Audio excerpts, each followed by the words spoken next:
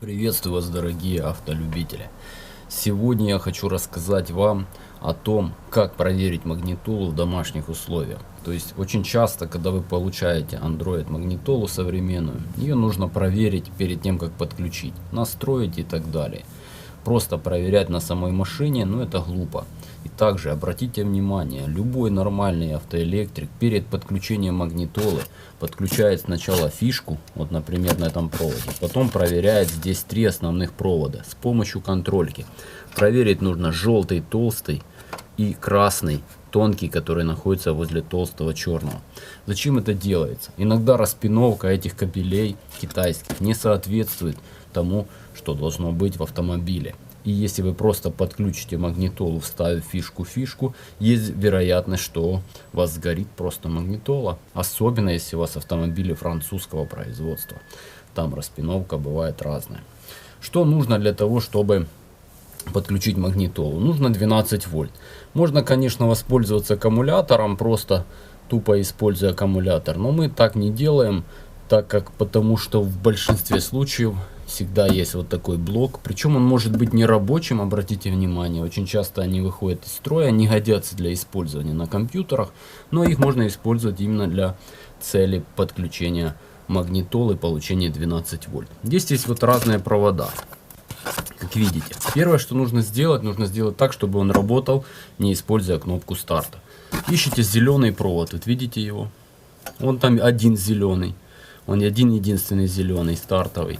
И любой черный берете и соединяете вместе. Соединив вместе, теперь блок питания будет у вас включаться всегда напрямую, без использования кнопки.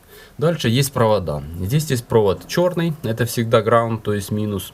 Есть желтый, это 12 вольт. И красный 9 вольт. Вы все понимаете, что нам красный не нужен. Нам нужно 12 вольт.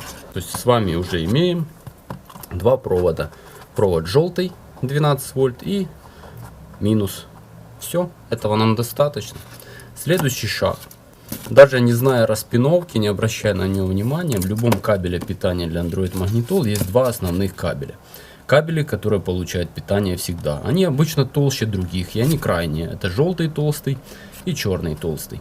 Соответственно, вам нужно соединить желтый на желтый толстый, черный на черный толстый.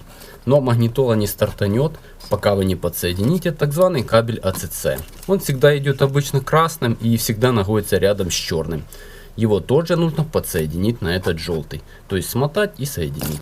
Таким образом вы можете просто подключить магнитолу и ей пользоваться и настраивать ее в домашних условиях. Понятно, если вам нужно еще проверить звук, вам понадобится подключить на динамике соответствующие кабеля. Обычно кабеля звука отличаются тем, что они имеют одинаковый цвет, но один с полоской, другой без. С полоской это минус, без плюс. Соответствующий канал. Это зеленые, фиолетовые, тут есть белый, серый. Вы можете подключить один динамик, либо 4. Но это по желанию. Но для проверки, в принципе, этого будет достаточно. Как видите, все очень просто. И в домашних условиях вы можете без проблем сделать себе такой контроллер проверочный. Даже временно, используя, например, блок, который стоит в компьютере напрямую. Например, если у вас стоит он подключен к компьютеру, отсоединили от компьютера, взяли вот такие вот провода, временно их отрезали, присоединили и пользуйтесь. Еще раз. Первое. Нужно соединить зеленый с черным. Потом взять желтый, соединить с желтым толстым и красным тонким, а черный с толстым черным. Помните, что все нужно изолировать, иначе ваша магнитола сгорит. Надеюсь, что это видео было для вас полезным и кто-то воспользуется данной опцией и моей подсказкой. До новых встреч, подписывайтесь на канал.